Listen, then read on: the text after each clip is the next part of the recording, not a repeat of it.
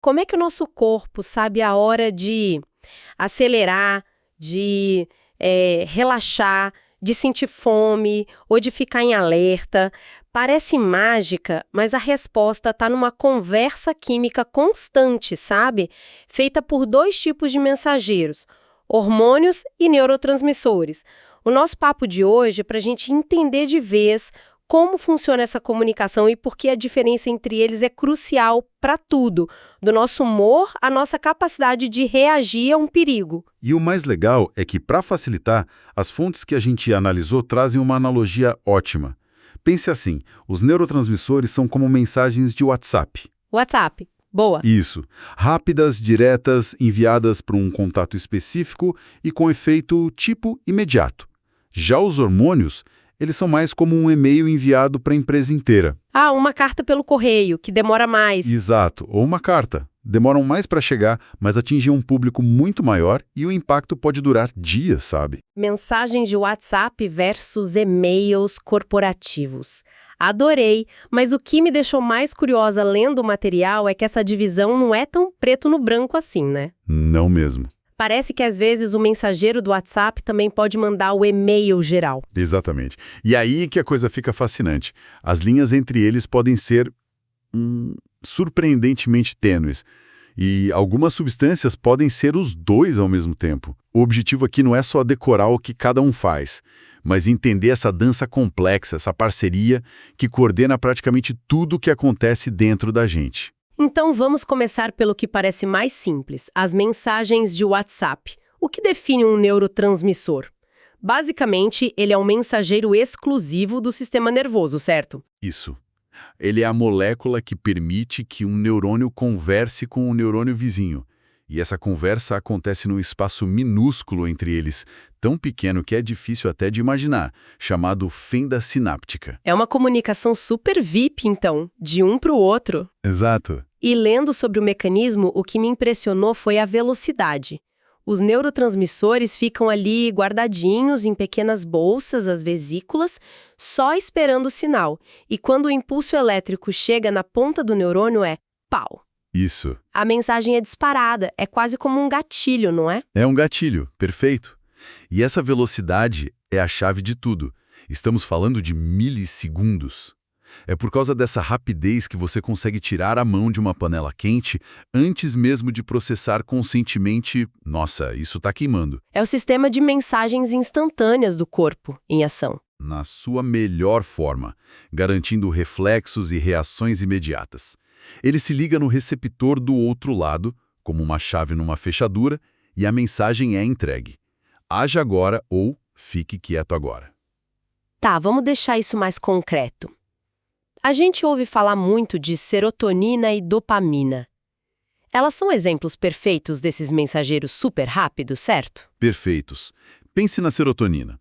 As fontes a descrevem não apenas como um regulador de humor, mas como o grande maestro que tenta equilibrar nosso bem-estar geral. Sono, apetite, dor. E quando os níveis dela estão baixos, a orquestra desafina. Exatamente. É daí que vêm as fortes conexões com a depressão e a insônia. E foi entender isso que revolucionou o tratamento da depressão, né? Os remédios mais comuns, os ISRS, trabalham exatamente aí. Eles tentam manter mais serotonina disponível nessa fenda sináptica, basicamente aumentando o volume da mensagem de bem-estar. Precisamente. Eles funcionam tipo como um bloqueador de spam, que impede que a serotonina seja reciclada rápido demais, dando ela mais tempo para agir. E o outro exemplo que você citou, a dopamina, é a estrela do nosso sistema de recompensa. Ah, a molécula da motivação. É aquele uhul químico que o cérebro te dá quando você finalmente termina uma planilha chata, acerta uma questão difícil ou come algo delicioso. É a motivação em forma de molécula. Ou seja, é a dopamina que nos faz querer repetir comportamentos que dão prazer. E tem também o outro lado, né? Nem só de estímulo vive o cérebro. Claro, para cada acelerador precisa haver um freio, e o principal freio do sistema nervoso é o GABA. Enquanto a dopamina grita, vai, vai, vai, o GABA sussurra, calma, respira, vamos devagar. Um neurotransmissor inibitório. Ele é essencial para filtrar o ruído, reduzir a ansiedade e nos permitir relaxar. Sem o GABA, nosso cérebro seria uma festa caótica e barulhenta sem fim. Essa ideia de uma comunicação local e ultra rápida faz todo sentido para o cérebro. Mas e quando o corpo precisa de uma ordem que chegue para todo mundo, tipo um comunicado geral? Aí que a gente entra no mundo das cartas pelo correio, os hormônios. Como isso funciona? A grande diferença começa na logística. Os hormônios são produzidos em glândulas especializadas que formam o sistema endócrino. A gente tem a tireoide no pescoço, as suprarrenais em cima dos rins, o pâncreas, e em vez de liberarem suas mensagens no espaço microscópico, elas despejam os hormônios diretamente na corrente sanguínea. Peraí, então se os neurotransmissores são mensagens diretas entre vizinhos, os hormônios usam o sangue como se fosse o serviço postal do corpo. Exatamente. Quer dizer que uma glândula na minha cabeça pode mandar uma carta para as minhas pernas. Exatamente isso. O sangue leva essa mensagem para todos os cantos. Qualquer célula do corpo que tenha o endereço certo, ou seja, o receptor específico para aquele hormônio, vai receber e ler a carta. Sei. É por isso que os efeitos são mais lentos. A carta precisa viajar. Mas também são muito mais amplos e duradouros. Eles regulam processos lentos e contínuos, como crescimento, metabolismo, reprodução. E as mensagens em si parecem mais complexas, não é só ligar ou desligar.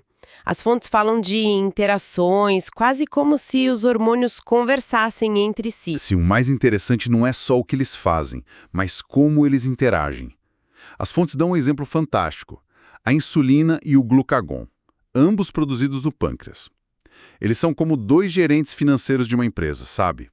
A insulina quer guardar dinheiro. Ok. Ou seja, ela manda as células pegarem o açúcar do sangue e estocarem energia. O glucagon faz o oposto. Ele quer gastar o que está guardado, mandando o fígado liberar açúcar de volta no sangue. É uma briga constante entre eles. Um quer economizar, o outro quer gastar. Uma briga perfeitamente coreografada. É esse balé químico de efeitos opostos, que a gente chama de antagônicos, que mantém nosso nível de açúcar no sangue incrivelmente estável durante o dia. E temos outros exemplos famosos. O cortisol, por exemplo, conhecido como hormônio do estresse. Ah, o vilão do mundo moderno. Nem sempre. Em doses pequenas ele é vital. É o cortisol que nos ajuda a acordar de manhã e nos dá energia para enfrentar um desafio.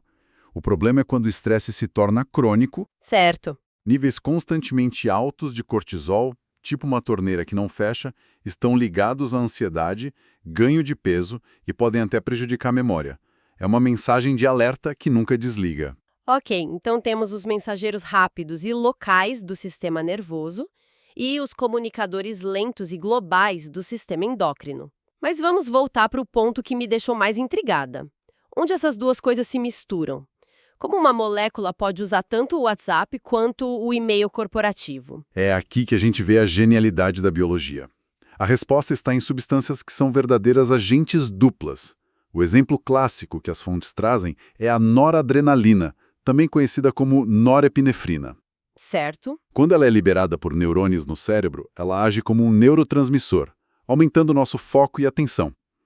É uma mensagem rápida e local. Certo. Uma mensagem de WhatsApp para o cérebro. Ei, presta atenção. Elas se tornam hormônios. Ah, então é a famosa resposta de luta ou fuga. Esse é o exemplo perfeito dessa parceria, não é? O corpo precisa de uma reação imediata e, ao mesmo tempo, de um estado de prontidão que dure mais tempo. É o combo completo. Vamos imaginar a cena. Você está atravessando a rua e um carro buzina alto. Quase instantaneamente, seu sistema nervoso dispara a noradrenalina como neurotransmissor. Seu coração acelera, suas pupilas dilatam, você fica em alerta máximo. É a reação do WhatsApp. Imediata. O susto inicial que te faz pular para trás. Exato. Mas, ao mesmo tempo, o cérebro envia uma ordem para as suprarrenais, que inundam seu sangue com os hormônios adrenalina e cortisol. Essa é a mensagem do e-mail geral. Ela demora um pouco mais para circular, mas garante que todo o seu corpo, músculos, pulmões, fígado fiquem em estado de prontidão por vários minutos. Entendi. O susto imediato passa, mas você continua com o coração acelerado, pronto para correr ou reagir se necessário. Isso. É uma coordenação incrível. O sistema nervoso dá o alarme inicial e o sistema endócrino mobiliza as tropas para uma prontidão sustentada. E quem é o maestro que rege essa orquestra toda? O maestro é uma pequena, mas poderosíssima estrutura no cérebro chamada hipotálamo. Ele é a ponte, a interface crucial que conecta o mundo dos neurônios com o mundo das glândulas. O hipotálamo ouve os sinais do sistema nervoso e, com base neles, diz ao sistema endócrino o que fazer. Ele é a prova viva de que esses não são dois sistemas separados, mas sim duas faces da mesma moeda de comunicação corporal. Então, no fim das contas, por que é tão importante entender essa distinção e principalmente essa sobreposição? O que isso muda na prática para nossa saúde e comportamento? Se a gente conectar isso ao quadro geral, vamos ver que essa é a base de quase tudo. Esses mensageiros químicos são o hardware biológico que roda o software das nossas emoções, pensamentos e ações. E quando o hardware tem algum problema, um desequilíbrio na produção, liberação ou recepção dessas moléculas, o software pode apresentar falhas. E aí que entram as condições de saúde mental, por exemplo. Já falamos dos antidepressivos que atuam na serotonina. Existem outros exemplos tão claros assim? Muitos. A compreensão dessas vias permite intervenções muito eficazes. Medicamentos antipsicóticos, usados em condições como a esquizofrenia, frequentemente atuam sobre os receptores de dopamina e serotonina para ajudar a gerenciar os sintomas. Na ansiedade, muitos medicamentos atuam fortalecendo a ação do GABA, nosso freio natural. Entender se o problema é uma mensagem de WhatsApp com defeito ou um e-mail geral sendo enviado em excesso é vital para criar o tratamento certo. Faz todo sentido. É como um técnico de TI tentando descobrir se o problema é o cabo de rede de um computador ou o servidor da empresa inteira. É uma analogia perfeita. E essa química influencia tudo. Nosso estado de alerta, nossa libido, como reagimos ao estresse, o que sentimos de fome, eles moldam quem somos em um nível químico fundamental. Ok, então, para amarrar tudo. Temos os neurotransmissores, os velocistas da comunicação, mandando mensagens diretas e locais no sistema nervoso. E os hormônios, os maratonistas, enviando comunicados gerais e duradouros pela corrente sanguínea. Mas o mais impressionante é como eles trabalham em conjunto, com moléculas como a noradrenalina sendo verdadeiras agentes duplas, mostrando uma integração corporal muito mais sofisticada do que a gente imagina. E essa ideia de integração nos leva a um pensamento final, uma provocação que as próprias fontes nos oferecem para reflexão. A própria definição do que é um hormônio e do que é um neurotransmissor não é uma verdade absoluta. Ela está sempre evoluindo. Como assim? Parece tão claro agora. Uma das fontes cita a perspectiva do médico Roger Guillemin, um ganhador do Nobel, um pioneiro nessa área. Para ele, um neurotransmissor poderia ser visto apenas como um tipo específico de hormônio de secreção parácrina. Secreção parácrina é um nome complicado. É um nome complicado para uma ideia muito simples. Uma mensagem química que só é ouvida pelos vizinhos mais próximos. Ah, entendi. Em vez de ser gritada para a cidade inteira. Sob essa ótica, a distinção fundamental não seria o tipo da molécula, mas apenas o alcance da sua mensagem. Uau! Isso muda tudo. Então, a diferença entre a mensagem de WhatsApp e a carta do correio seria só a distância que ela percorre? A mensagem é, em essência, a mesma coisa? Qualquer substância liberada por uma célula para atuar em outra, seja ela vizinha ou do outro lado do corpo, viajando pelo sangue ou pelo espacinho sináptico, poderia, em teoria, ser classificada como um tipo de hormônio. Nossa! E isso deixa uma questão no ar.